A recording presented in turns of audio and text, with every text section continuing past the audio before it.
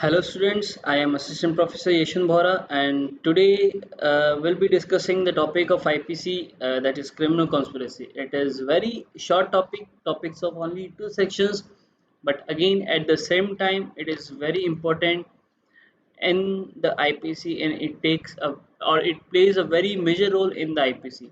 So now let's move to the topic.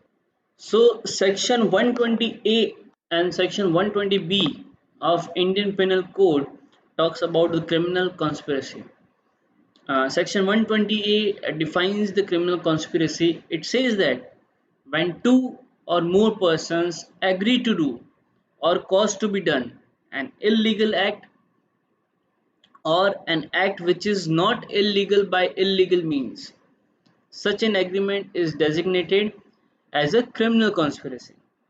Provided that no agreement except an agreement to commit an offence shall amount to a criminal conspiracy unless some act besides the agreement is done by the one or more parties to such agreement in pursuance thereof.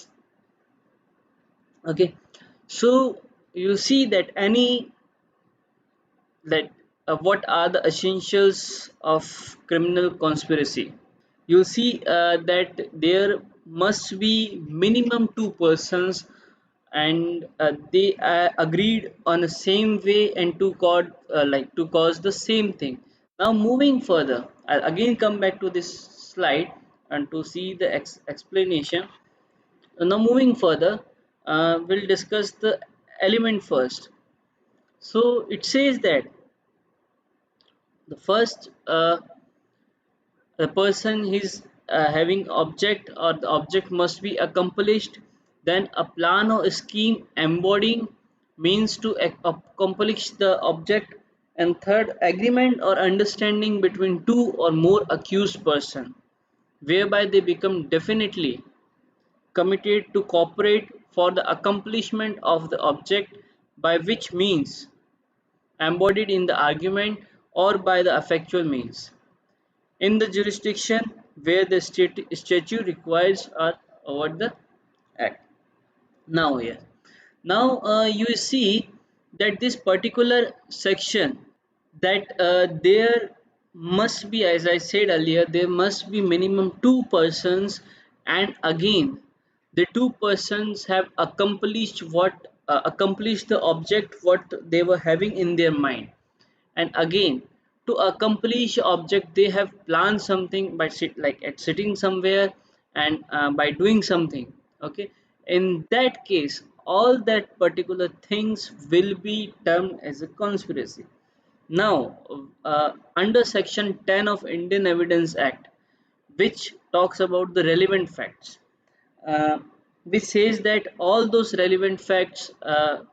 facts will be a relevant fact in which whatever has been said, whatever has been done, and whatever has been written at the time of conspiracy.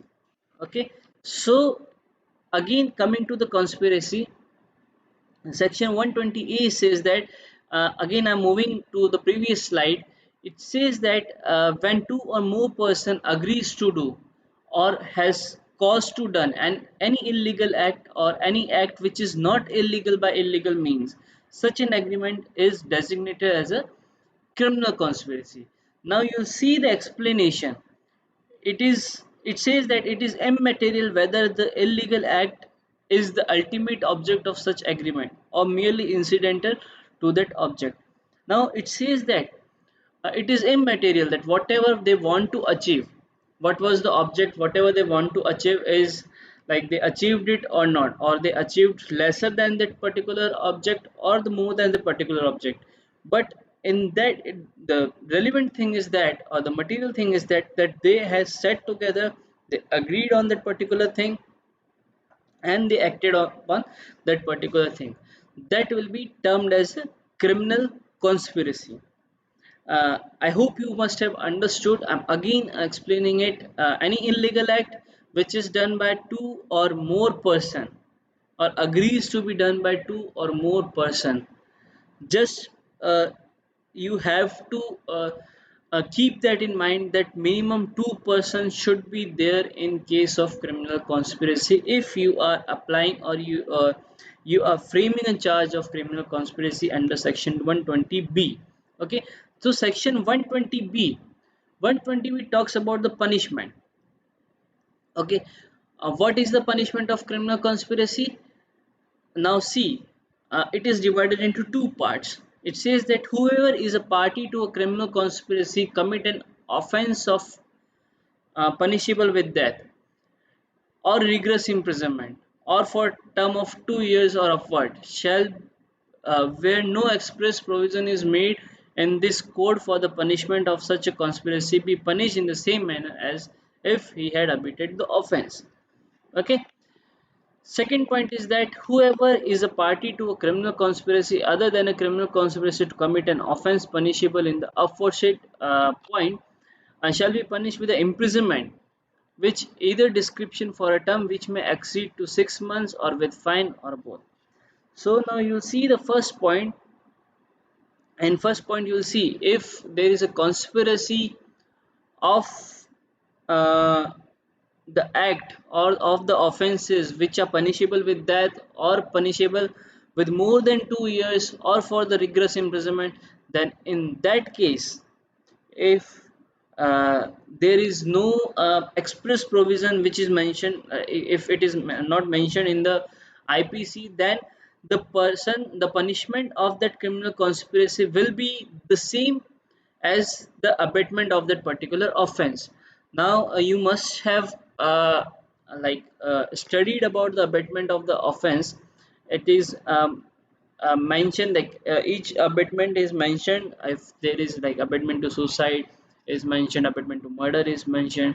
Okay, again if nothing is mentioned in the section, then section 511 talks about the abatement of the offense. In that case, if the person has committed an offense and has then in that case the person according to section 1111 will be uh, will get the punishment as what the real offense or the true offense, the punishment is mentioned for the real offense or the true offense. Okay, so the same way it is applicable in the case of criminal conspiracy also. Okay, apart from that particular offenses, if all these offenses are not mentioned, are not there in the crime, and the person has committed the general criminal conspiracy, okay, other than this particular first point, then in that case the person is will be imprisonment for a term which may exceed to 6 months, and again he can be the fine also can be imposed to him, and again both fine and imprisonment can be imposed to him, and he has to pay the fine and he has to serve the imprisonment. So I think that you must have got the idea or the concept of criminal conspiracy, and I hope that you are studying the IPC, and in case you have not yet started, please start it as soon as possible. And I'll suggest one more thing that please study it just after the lecture is over, and just sit with your bare act when you are listening the lecture, so that it will be better for you to understand the provisions, and it will be easier for you as well to understand the provisions. So I'll take your leave, and study well, study hard, and if in case you have any doubt, you can write in a comment box and ask about the topic, and I'll surely revert it as soon as possible. Okay, so take care of yourself. Thank you and have a nice day.